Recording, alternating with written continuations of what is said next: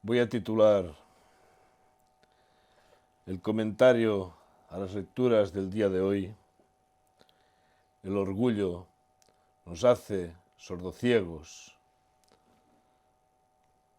Comenzamos con las lecturas. Poneos en pie, hermanos y hermanas, para escuchar la palabra de Dios.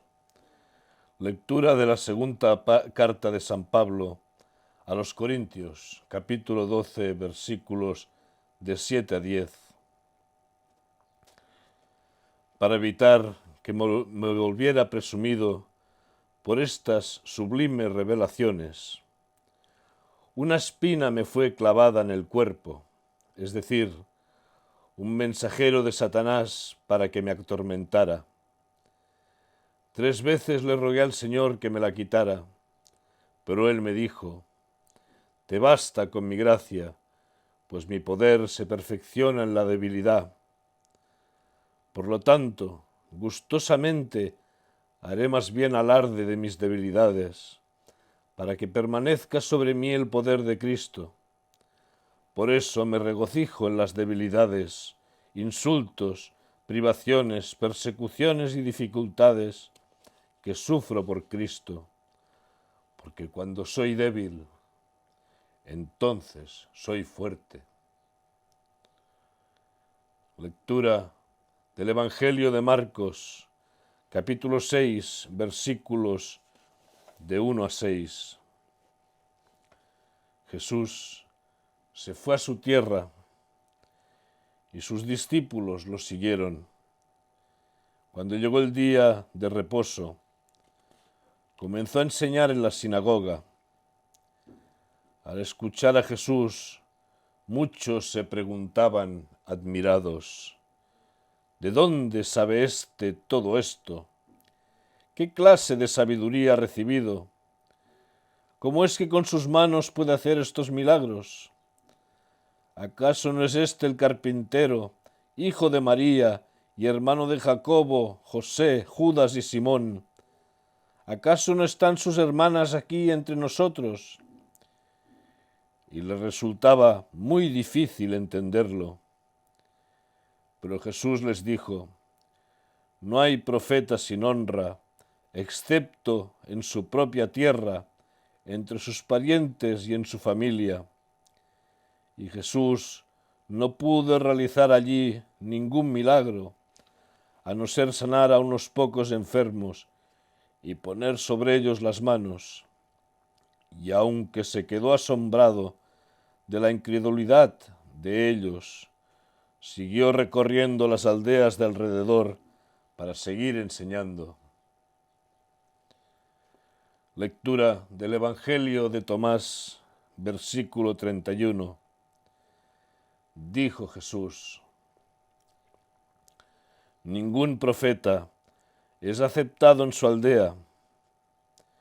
Ningún médico cura a aquellos que le conocen». Es palabra de Dios. Tomad asiento, por favor.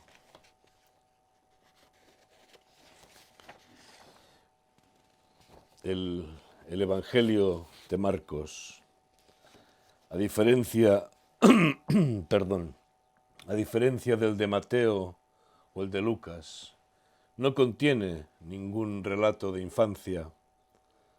Estos relatos de infancia tienen la utilidad de situarnos en una visión esencial sobre Jesús, y esta es el hacernos ver que Jesús es completamente humano, igual que nosotros.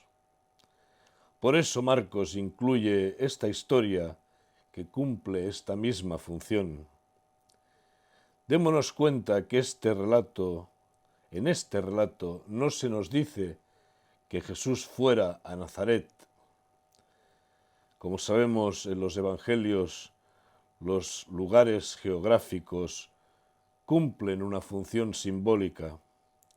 Nazareno tiene un significado añadido positivo debido a su semejanza fonética con otra palabra que significa retoño, aplicada a Jesús, rebrote de Jesé. Sería impropio utilizar esta denominación geográfica en esta situación conflictiva. Aquí el relato nos habla de su pueblo, tomando el significado que expresábamos en el párrafo precedente, es decir, queriéndonos demostrar que Jesús es uno más entre nosotros, uno más entre todos. Somos hijos de un pueblo que no termina en nosotros, sino que continúa en nosotros y con nosotros. Con el simple hecho de haber nacido en un pueblo, hemos recibido un testimonio que también traspasaremos a los que nos seguirán. Aclamamos a nuestros ídolos por un mecanismo de identificación que nos permite sentir como propias sus hazañas, un mecanismo que no nos compromete a nada. Es más, este mecanismo nos gusta porque hincha nuestro orgullo. Si nos identificamos con los ídolos, porque contribuyen a hinchar nuestro orgullo. Pero con los profetas la cosa es distinta. Los profetas nos hablan de Dios.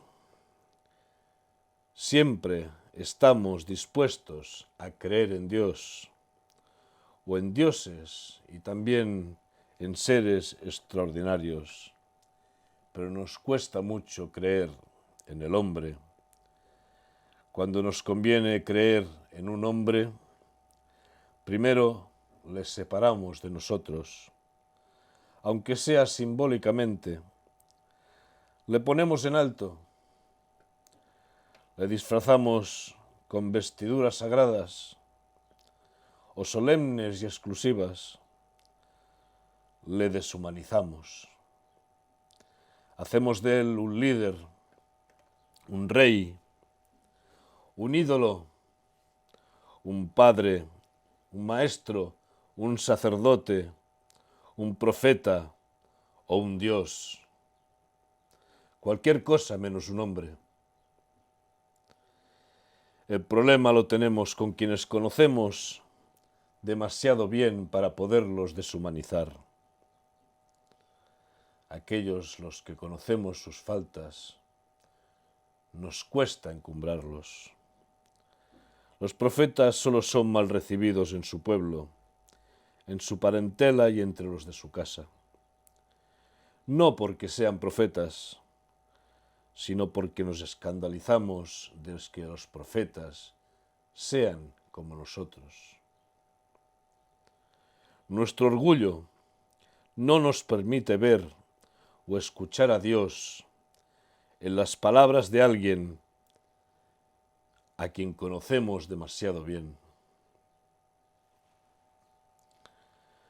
El problema no es aceptar a Jesús como profeta, sino creer que los profetas deben ser en algún aspecto sobrehumanos y que por tanto no pueden serlo, no pueden ser uno de los nuestros, si no dejan de ser de los nuestros.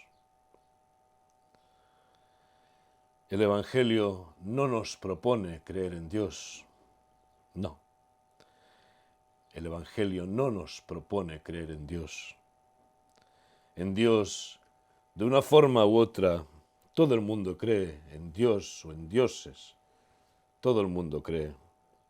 Lo que nos pide el Evangelio es creer que Dios está en el hombre. De ahí el nombre de Manuel. Debemos ir descubriendo que Dios está en nosotros. Debemos ir descubriendo que en Jesús religión es comunión, fraternidad, igualdad. Necesitamos superar la tendencia a relacionarnos con cada persona mirándola desde arriba o desde abajo. desde una superioridad benevolente o desde una inferioridad servil. El fragmento de la carta de San Pablo que hemos leído es revelador al respecto del tema de hoy. Mi poder se perfecciona en la debilidad. Podría decir muchas cosas más, podría dar muchos ejemplos.